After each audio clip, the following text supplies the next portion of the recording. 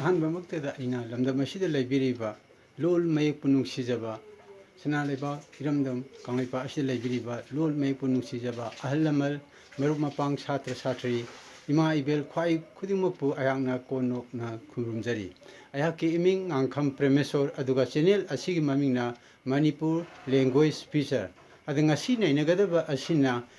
ꯃꯄꯨꯡ ꯃꯌꯦꯛ ꯀꯨꯟꯇꯔꯦꯠ ꯑꯗꯨ ꯀꯔꯝꯅ ꯄꯥꯒꯗꯒꯦ ꯍꯥꯏꯕꯒꯤ ꯃꯇꯥꯡꯗꯅꯤ ꯄꯥꯕ ꯑꯁꯤꯅ ꯃꯤꯇꯩ ꯃꯌꯦꯛꯇ ꯏꯊꯣꯛꯑꯒ ꯄꯥꯕꯒꯤ ꯃꯑꯣꯡ ꯑꯗꯨꯅꯤ ꯏꯪꯂꯤꯁꯁꯨ ꯌꯥꯎꯅ ꯍꯥꯟꯅ ꯃꯃꯥꯡꯗꯗꯤ ꯃꯁꯤ ꯃꯤꯇꯩ ꯃꯌꯦꯛꯇ ꯏꯊꯣꯛꯑꯒ ꯄꯥꯕꯒꯤ ꯃꯑꯣꯡ ꯑꯁꯤ ꯍꯥꯟꯅ ꯍꯥꯞꯈꯤꯗꯦ ꯑꯗꯨꯕꯨ ꯀꯅꯥꯒꯨꯝꯕ ꯏꯆꯤꯟ ꯏꯅꯥꯎꯁꯤꯡꯅ ꯅꯨꯡꯁꯤꯕꯤꯕꯗꯒꯤ ꯃꯤꯇꯩ ꯃꯌꯦꯛꯇꯁꯨ ꯍꯥꯞꯄꯤꯌꯨ ꯍꯥꯏꯔꯛꯄꯗꯒꯤ ꯃꯤꯇꯩ ꯃꯌꯦꯛ ꯑꯗꯨ ꯍꯥꯞꯆꯤꯟꯖꯔꯒ ꯈꯣꯟꯊꯣꯛ ꯑꯗꯨ ꯄꯥꯕꯒꯤ ꯃꯑꯣꯡ ꯑꯗꯨ ꯍꯥꯞꯆꯤꯟꯖꯕꯅꯤ ꯉꯁꯤ ꯅꯩꯅꯒꯗꯕ ꯑꯁꯤꯅ ꯂꯦꯁꯟ ꯅꯝꯕꯔ 15.1 ꯑꯃꯁꯨꯡ 15.2ꯗꯅꯤ ꯑꯗꯨꯗꯤ ꯑꯩ ꯍꯧꯖꯤꯛ ꯃꯊꯪ ꯄꯥꯅꯕ ꯇꯧꯖꯔꯛꯑꯒꯦ ꯇꯞꯅ ꯑꯗꯨ ꯀꯅꯥꯒꯨꯝꯕ ꯈꯪꯕꯤꯕ ꯌꯥꯎꯔꯒꯗꯤ ꯃꯁꯤ ꯀꯥꯟꯊꯣꯛꯄꯤꯔꯒꯁꯨ ꯌꯥꯏ ꯑꯗꯨꯕꯨ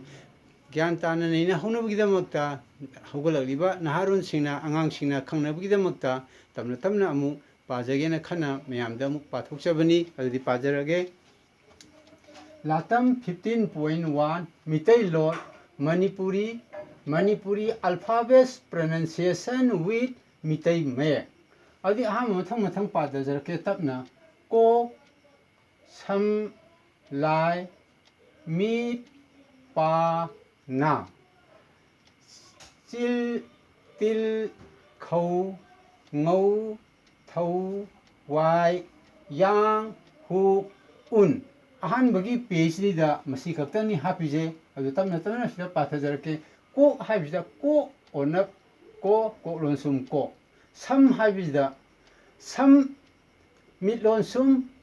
ꯁꯝ ꯑꯗ ꯃꯈꯥꯗ ꯂꯥꯏꯟ ꯑꯃ ꯆꯤꯡꯉꯤꯁꯦ ꯃꯁꯤꯅ ꯀꯔꯤꯅꯣ ꯍꯥꯏꯕꯗ ꯐꯣꯂꯤꯡ ꯇꯣꯟꯅꯤ ꯁꯝ ꯍꯥꯏꯅ ꯀꯔꯤꯒꯨꯝꯕ ꯐꯣꯂꯤꯡ ꯇꯣꯟꯁꯤ ꯌꯥꯎꯗ꯭ꯔꯒꯗꯤ ꯑꯔꯊ ꯑꯁꯤ ꯂꯥꯟꯅ ꯁꯦꯔꯥꯟꯅꯅ ꯆꯠꯈꯤꯕ ꯌꯥꯏ ꯑꯗꯨꯅ ꯁꯤꯗꯩꯗ ꯐꯣꯂꯤꯡ ꯇꯣꯟ ꯑꯣꯏꯅꯕꯒꯤꯗꯃꯛꯇ ꯁꯤꯗꯩꯗ ꯍꯥꯞꯆꯤꯟꯖꯕꯅꯤ ꯃꯊꯪꯗ ꯂꯥꯏ ꯍꯥꯏꯕ ꯂꯥꯏꯁꯤꯗ 이지 ꯂꯣꯟꯁꯨꯝꯅꯤ ꯁꯤꯗꯩꯗ 이ꯖꯔꯤꯕꯁꯤ ꯑꯗꯩ ꯃꯊꯪꯗ ꯑꯃꯨꯛ ꯃꯤꯠ ꯍꯥꯏꯕꯗ ꯃꯤꯠ 이납 ꯇꯤꯜ ꯂꯣꯟꯁꯨꯝ ꯃꯤꯠ ꯄꯥ ꯍꯥꯏꯕ ꯃꯇꯝꯗ ꯄꯥ 아답 ꯄꯥ 나 하이 마tam다 나답 나 마찬가지가 찔 이납 라이론 숨찔 시대이다 이납다 예다 룸 아마 하비버제 마시 그이노 하이보다 라이징 톤이 아데 마상다 묵틸 이납 라이론 숨틸 마상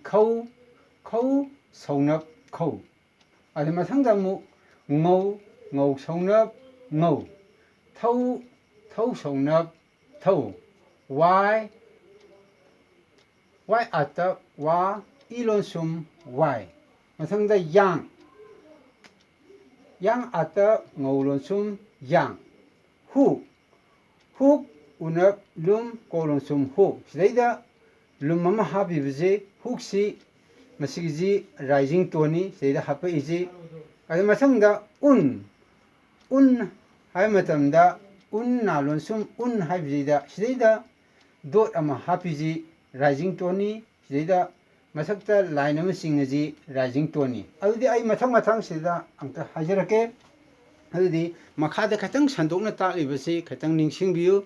그리고 ꯈꯪꯕ ꯌꯥꯎꯔꯒꯗꯤ ꯀꯥꯟꯊꯣꯛꯑꯒꯁꯨ ꯀꯩꯁꯨ ꯀꯥꯏꯗꯦ ꯈꯪꯗꯕ ꯌꯥꯎꯔꯒꯗꯤ ꯇꯞꯅ ꯏꯅ ꯑꯃꯨꯛꯇꯪ ꯅꯩꯅꯖꯔꯛꯀꯦ 시대이다 빠가 나가다 에 시대이다 빠이다 에 시다 하페 나다주 에 시다 하페 마탕다 아무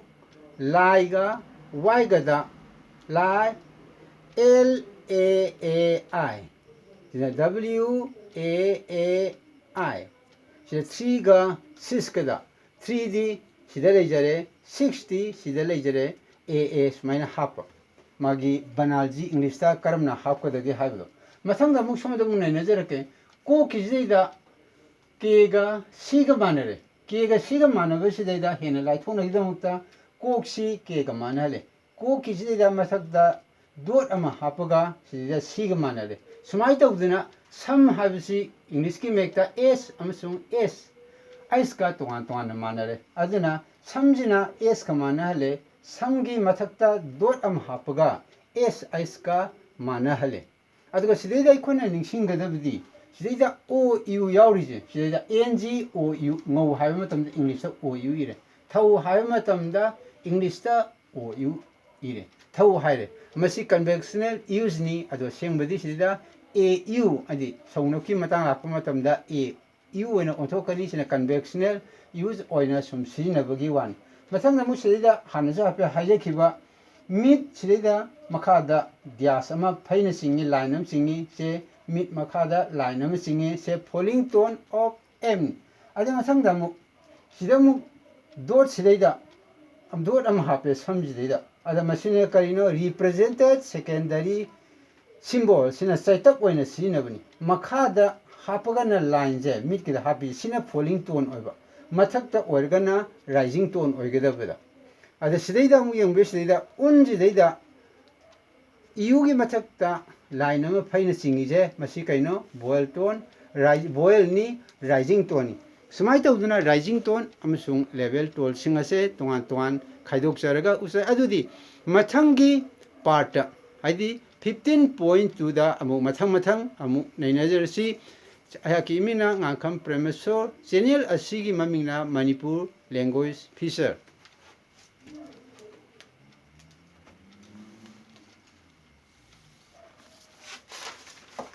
ade sidale jare 15.2 gida sagi walo wa saruk sing ado amuk mathang pathajarake sideda mitai mayek sina duna manipuri mayek sina duna पाबगी मोंग अदुनी मपुंग मे कुंतरे हान हाबजखिबदु अखोगी सिदेदा पाबिरिबा सब्सक्राइबर सिंगना हाबिरकपदगी मसे हाबचिन जबनी मितै मेकना पाबगी मोंग से अदुदी यंगसी ई फम अतिया तबना पाथजरके ई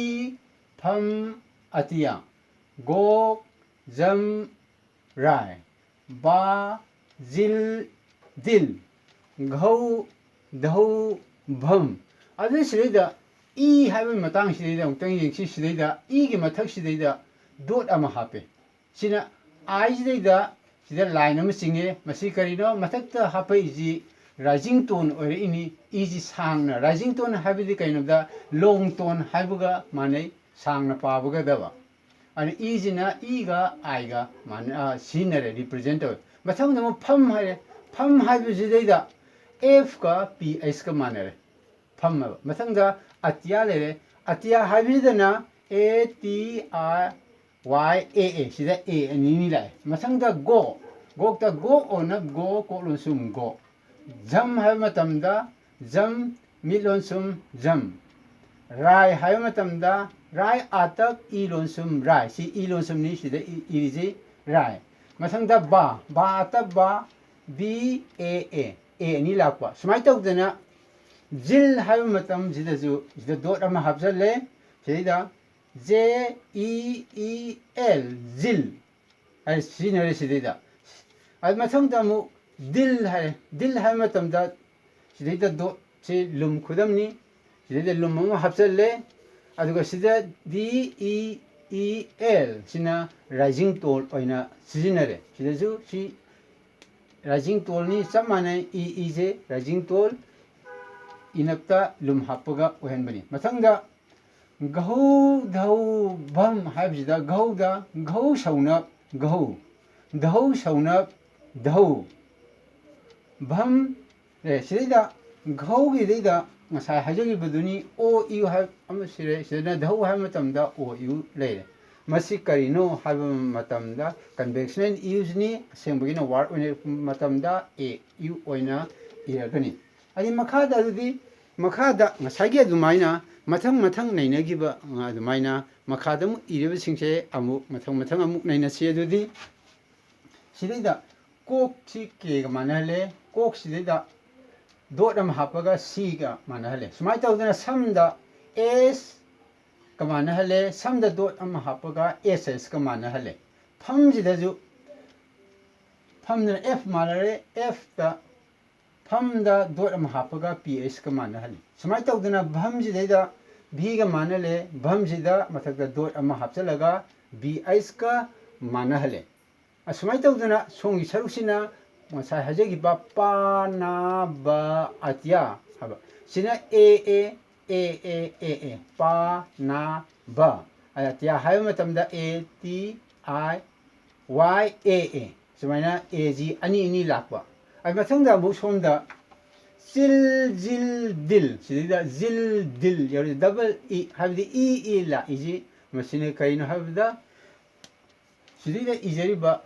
ꯖꯤꯜ ꯑꯃꯁꯨꯡ ꯗꯤꯜꯁꯦ ꯃꯁꯤꯅ ꯀꯔꯤꯅꯣ ꯍꯥꯏꯕꯗ ꯔꯥꯏꯖꯤꯡ ꯇꯣꯟꯅꯤ ꯁꯤꯗꯩꯗ ꯍꯥꯞꯄꯤꯕꯁꯤꯅ ꯁꯨꯃꯥꯏꯅ ꯇꯧꯗꯅ ꯑꯥꯏꯁꯤꯗꯩꯗ ꯃꯊꯛꯇ ꯂꯥꯏꯟ ꯑꯃ ꯆꯤꯡ ꯇꯥꯔꯗꯤ ꯃꯁꯤꯕꯨ ꯔꯥꯏꯖꯤꯡ ꯇꯣꯟ ꯑꯣꯏꯔꯒꯅꯤ ꯀꯔꯤꯒꯨꯝꯕ ꯃꯈꯥꯗ ꯆꯤꯡꯉꯝ ꯇꯥꯔꯒꯅ ꯐꯣꯂꯤꯡ ꯇꯣꯟ ꯑꯣꯏꯕ ꯁꯨꯃꯥꯏꯅ ꯇꯧꯗꯅ ꯏꯁꯤꯗꯩꯗ ꯃꯊꯛꯁꯤꯗꯩꯗ ꯗꯣꯠ ꯑꯃ ꯍꯥꯞꯄꯦ ꯃꯁꯤꯅ ꯀꯔꯤ ꯆꯤꯡꯍꯜꯂꯦ ꯔꯥꯏꯖꯤꯡ ꯇꯣꯟ ꯑꯣꯐ ꯀꯤ 이기 라이징 톤이 마탁기지가 막하지 마나리니 시나 미테이 마예 아르시나 잉글리시 마예더니 수마이 때우드나 막하기지 아무튼 땀나 아무 하이저렇게 E equal to I represented boel 시나 boel기 이능론기 mahut 신바니 I 시나 level tone or attenba 미테 론다르 마니푸리데 하르가 attenba 하이바 시나 level tone 오이바 마상다 이납 오이타르가디 시나 secondary symbol ꯆꯩꯇꯛ ꯑꯣꯏꯅ ꯁꯤꯖꯤꯟꯅꯔꯛꯄ ꯃꯇꯝꯗ ꯏꯁꯦ ꯁꯤꯗ ꯏꯅ ꯑꯣꯟꯊꯣꯛꯈ꯭ꯔꯦ ꯁꯤ ꯀꯔꯤꯅꯣ ꯂꯦꯚꯦꯜ ꯇꯣꯟꯅꯤ ꯁꯨꯃꯥꯏꯅ ꯇꯧꯗꯅ ꯏꯁꯤꯗꯩꯗ ꯃꯊꯛꯇ ꯗꯣꯠ ꯑꯃ ꯍꯥꯞꯈꯤ ꯇꯥꯔꯒꯗꯤ ꯑꯥꯏꯁꯤꯗ ꯃꯊꯛꯇ ꯐꯩꯅ ꯂꯥꯏꯟ ꯑꯃ ꯗ꯭ꯌꯥꯁ ꯑꯃ ꯆꯤꯡꯉꯦ ꯃꯁꯤꯅ ꯀꯔꯤ ꯀꯧꯔꯦ ꯔꯤꯄ꯭ꯔꯖꯦꯟꯇꯦꯠ ꯚꯣꯌꯦꯜ ꯔꯥꯏꯖꯤꯡ ꯇꯣꯟ ꯍꯥꯏꯗꯤ ꯑꯁꯥꯡꯕ ꯔꯥꯏꯖꯤꯡ ꯇꯣꯟ ꯑꯣꯏꯔꯒꯅ ꯑꯁꯥꯡꯕ ꯑꯣꯏꯈꯤꯕ ꯁꯤꯗꯩꯗ ꯃꯊꯛꯇ ꯂꯥꯏꯟ ꯑꯃ ꯆꯤꯡꯉꯤꯁꯦ ꯏꯗꯅ ꯗꯣꯠ ꯑꯃ ꯍꯥꯞꯄꯒ ꯃꯊꯪꯗ ꯑꯃꯨꯛ ꯌꯦꯡꯉꯣ 이납시대다 돗 한번 합절래 시나 더블 이 오래 시나 세컨더리 심볼 사이떡 시나 사이떡 오이는 시지나르고 세컨더리 심볼은 시카리노 라이징 톤 오이나 시나르고 아디 마카 수마이떡드나 운기다 무 예나세 운지 카리가 마나레 이유가 마나레 아디 리프레젠테드 보엘 기 뭐 신바니 레벨 톤니 로 톤니 레벨 톤 하시 카리가 마나바 로 톤가 마나레 수마이떡드나 운업시 카리가 마나레 이유가 많아요. 시나 세컨더리 심볼 오이나 시나르 마tamda 하이디 사이떡 오이나 시나르 마tamda 레벨 2 오이나 아두고 혹시 운기 마탁시데이다 돗 아마 하키 타르가디 운기 마탁시다 라인 아마 싱에 시데이다 마탁다 싱아이니 마탁다 싱 퍼시는 마시 거래 represented boel rising tone 마탁다 싱 버지나 마시나 rising tone 오이레 시나 아상바 rising tone 하르가디 아상바 미테 론다 마니푸리 론다 상바 하르가주 강네 스마이터드나 시기시나 시대다 아이코나 우납 시대다 더블 오 오이그리지 카이노 세컨더리 심볼 오이나 시지나르바 시나 사이떡 오이나 시지나르바 운 마상 시나 카리노 라이징 톤 오이바 아나 시마 마땅 시보다 하우지 레슨 넘버 15.1 amsung 15.2다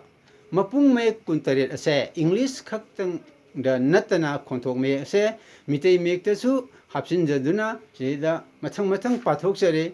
ꯑꯗꯨꯅ ꯍꯧꯖꯤꯛ ꯑꯩꯅ ꯄꯥꯊꯣꯔꯛꯄ ꯑꯁꯤꯗ ꯑꯋꯥꯠ ꯑꯄꯥ ꯈꯪꯗꯕ ꯈꯣꯠꯇꯕ ꯅꯠꯇ꯭ꯔꯒ ꯍꯥꯏꯕꯤꯅꯤꯡꯕ ꯀꯌꯥ ꯂꯩꯔꯁꯨ ꯂꯝꯗꯝ ꯑꯁꯤꯗ ꯂꯩꯕꯤꯔꯤꯕ ꯏꯃꯥ ꯂꯩꯕꯥꯛ ꯀꯪꯂꯩꯄꯥꯛ ꯃꯅꯤꯄꯨꯔꯗ ꯂꯩꯕꯤꯔꯤꯕ ꯑꯃꯗꯤ ꯃꯅꯤꯄꯨꯔꯒꯤ ꯋꯥꯡꯃꯗ ꯂꯩꯈ꯭ꯔꯕ ꯂꯣꯜ ꯃꯌꯦꯛꯄꯨ ꯅꯨꯡꯁꯤꯖꯕꯁꯤꯡꯅ ꯑꯋꯥꯠ ꯑꯄꯥ ꯈꯨꯗꯤꯡꯃꯛ ꯍꯥꯏꯕꯤꯔꯛꯎ ꯅꯤꯡꯁꯤꯡꯖꯔꯤ ꯑꯩꯍꯥꯛꯀꯤ ꯏꯃꯤꯡ ꯉꯥꯡꯈꯝ ꯄ꯭ꯔꯦꯃꯦꯁꯣꯔ ꯑꯗꯨꯒ ꯆꯦꯅꯦꯜ ꯑꯁꯤꯒꯤ ꯃꯃꯤꯡꯅ ꯃꯅꯤꯄꯨꯔ ꯂꯦꯡꯒ꯭ꯋꯦꯖ ꯐꯤꯆꯔ ꯉꯁꯤꯒꯤꯗꯤ ꯃꯇꯥꯡ ꯑꯁꯤꯗ ꯂꯣꯏꯁꯤꯟꯖꯔꯒꯦ